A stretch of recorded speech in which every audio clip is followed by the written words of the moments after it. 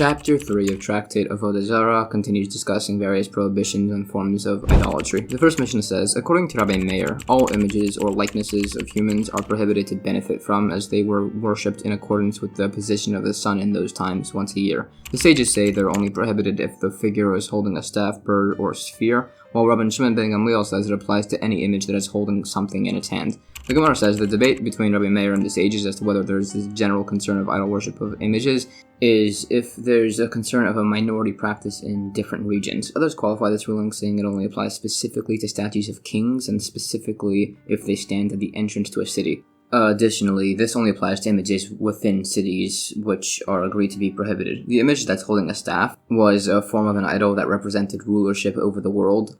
Holding a bird represented grasping the world, and holding a sphere represents it holding itself under the world. Others also added holding a sword, crown, and signet ring to this list, which weren't originally included as they could reference other things. It's unresolved what the status is if the statue is holding excrement. New Mishnah. If somebody finds fragments of an image, it's permitted for benefit. If it was the figure of a hand or foot, those are prohibited as those are themselves worshipped. The Gemara says if somebody finds fragments of a known idol, those can still be benefited from. The hands and feet are not considered fragments here, as they're still standing on their pedestal in this case. If an idol broke on its own, it's debated if this can be benefited from. Some say no, as the idol worshipper didn't nullify it. Others say yes, as once it broke, the idol worshipper will deem it useless and therefore nullify it. It debates this from a number of sources, and these principles are discussed further. There's some additional discussion. New Mishnah. If somebody finds a utensil that has the figure of the sun or moon or a dragon on it, it should be thrown out into the Dead Sea. Others say this only applies to dignified utensils, not common ones. The Gemara says it's specifically these three images of a sun, moon, or dragon that are depicted and worshipped by idol worshippers. Others are just for ornamentation. In fact, generally all celestial bodies are permissible besides for the sun and moon, and all faces are permissible besides for persons, and all figures are permissible besides for dragons. This applies to permissibility of benefit. It also clarifies further prohibited images and describes this dragon image that was worshipped, which is a reptilian creature with fins beneath its vertebrae, meaning such an image is specifically forbidden if it resembles this. It cites an incident wherein a sage saw a ring engraved with a dragon and he wanted to nullify it, so he had specifically an adult buy it and also made him do so by force. This teaches that an idol worshipper can nullify any idol, his or another person's. Only a person who knows about idols and their accessories can nullify an idol, and the person can be forced to nullify an idol. The ring status isn't nullified just by being lost, as the owner still hasn't given up on it being worshipped, as it'll either be found by an idol worshipper or be sold to one. Rabbi Gamliel, as mentioned in Tractate Rosh Hashanah, had various depictions of the moon on his wall, so people could testify to set the calendar. It asks how this was permissible, and there are a number of answers. Possibly the Torah only prohibits replications of things that could be replicated in their entirety. This is debated. Others suggest that it was made by others, and there was no suspicion as they were a depressed image. And also Rabbi Gamliel was the Nasi, the prince, so lots of people were around to know that he wasn't doing any idolatry. Others say the images were made of several parts. Others say it's allowed if it's for educational purposes. It debates the difference between dignified and common utensils. Some say they're dignified if the image on the utensil is above the water level. Others say it refers specifically to images on bracelets, rings, or similar. New Mishnah. Another method of disposing of an idol, it can be ground and scattered to the wind or cast into the sea. Others say no, as it could be used still as fertilizer. The Gemara brings sources for the legitimacy of these methods of disposal. It also brings definition for the specific terminology used by Scripture in an instance when it references idolatry, and it expounds on related verses. New Mishnah. A man named Proclus, son of Philosophus, asked Rabbi Gamliel why he bathed in the bathhouse of Aphrodite, and he responded to him after he left the bathhouse that the bathhouse existed and the Aphrodite statue was placed later on as an ornament. Additionally, the statue stood by a gutter that was filled with waste, so it wasn't treated like an idol, so it wasn't problematic. The Gemara explains this conversation was allowed to take place as they left the bathhouse, as mentioned, and you can't discuss Torah in a bathhouse. It explains the statue of Aphrodite was different than the idols of Peor, which is actually worshipped with waste. It debates if this creates an encompassing method of idol worship to apply by this too, by worshipping any idol using waste. There are other variations in this as to whether Rabbi Gamliel gave a valid explanation or not. Some say he didn't, as the degradation didn't constitute a proper nullification. Others say it did, as it was in a constant state of degradation and was therefore nullified. There are other explanations. New Mishnah. If a person worshipped a mountain or a hill as an idol, they can still be benefited from. Their adornments, though, cannot be used. It cites verses. An Asherah tree, which was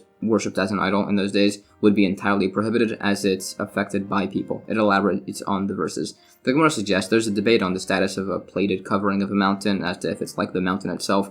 Others say they agree it's not like a mountain, and they debate about a tree which was planted normally and was later worshipped as an idol. This is prohibited. They debate this further, and it further describes the verses. Further, if mountains and hills are worshipped as an idol, they can still be benefited from, but there's liability of capital punishment for worshipping them. If the idol worshipper worshipped grains and plants, they're prohibited for benefit, and there's also capital punishment for worshipping them. This is discussed further. If stones were dislodged from a mountain that was worshipped, it's debated if they're permitted or not. This is discussed further, and it brings some sources. If a person bows down to a mountain, the stones can be used by others, but it asks if they can be used for something holy, like to build an altar. This is debated based on comparison to some related cases. If a person bows down to standing wheat, it debates whether it can be used as a meal offering, based on whether changing a worshipped object can make it permissible. It's discussed. There are a number of unresolved queries, whether a lulav can be made from a palm tree that was worshipped after being planted, or possibly from a nullified Asherah tree, which is disputed. It debates whether wool for techelas on tzitzis can be taken from an animal that was bowed down to.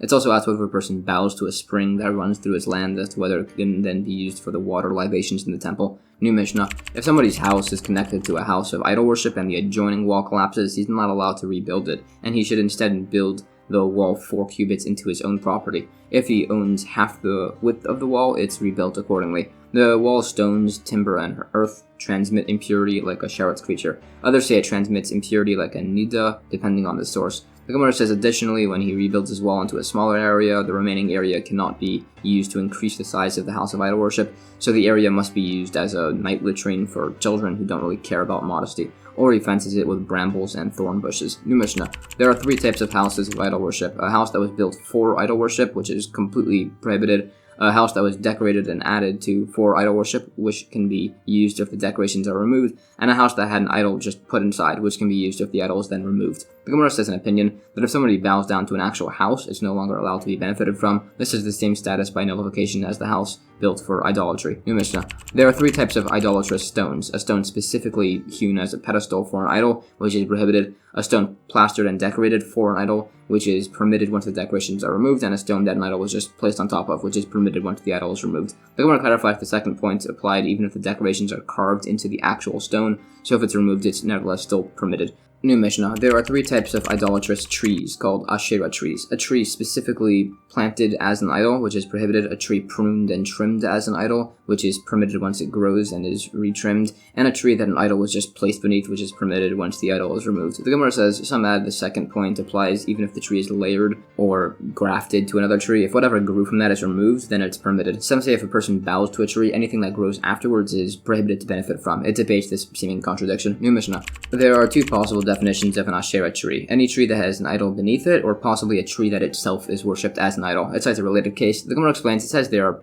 technically 3 possible variations as listed in the prior Mishnah. This is just a debate on variation. Others say an Asherah tree is even a tree that pagan priests just sit beneath. Others say it's a tree that the fruits are designated for idolatrous use. It holds like the latter opinion. New Mishnah. If there is such an Asherah tree, you can't sit in its shadow, although if somebody does, they don't become impure. You cannot pass directly beneath it, but if somebody does, they become impure. This does not apply if the tree extends over a public thoroughfare. The Gemara says if somebody sits beneath the shadow of the tree's height, he's pure, but it's prohibited to even sit in the shadow of the tree's shadow. There's other variation on this. The issue of impurity beneath the tree is that there are idolatrous offerings buried beneath. It cites the opinion that says this conveys impurity, and it qualifies points on the Asherah tree extending over a public thoroughfare. New Mishnah. It's permissible to plant vegetables beneath an Asherah tree in the winter, but not in the summer, where the tree benefits the produce. Lettuce can never be planted beneath an Asherah tree. Others say vegetables can never be planted beneath an Asherah tree, as the fallen leaves will act as fertilizer. The Gemara says the person who says this latter opinion seemingly contradicts himself on an earlier source regarding the disposal of idols as to whether its use as fertilizer is a concern, so it just reverses the opinions.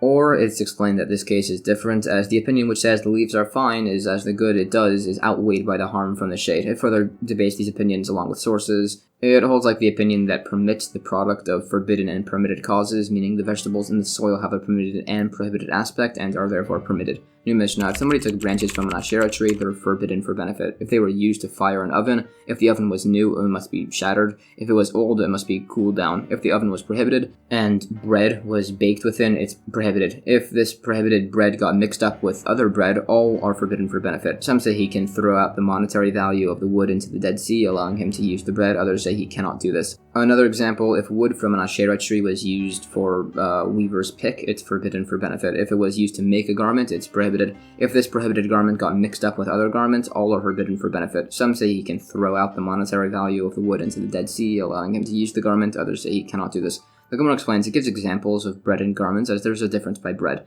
The forbidden wood was burnt up, unlike by the garments, so it said both to show both opinions still apply. It rules like this opinion that throwing out a monetary sum to use the object is permitted. It debates if this would apply by the laws of Nesach wine, which was wine used as an idolatrous libation. New Mishnah: the nullification of an Asherah tree is either by pruning, trimming, or removing a stick, twig, or leaf from it. If you remove chips of wood for the sake of the tree, it's not nullified. If it was not for the tree, it's permitted. The Gemara says if you remove chips for the sake of the tree, meaning the tree is not nullified, it's debated if these chips are permitted or not to use. Similarly, if an idol broke on its own, some say it's necessary to nullify each individual piece. Others say it only needs nullification if it broke by itself. It questions what this debate is. Some say it's on the status of the fragments of the fragments. Others say it's an idol made of sections, and they're debating if it's nullified even though it could then be put back together. And that's the end of chapter 3.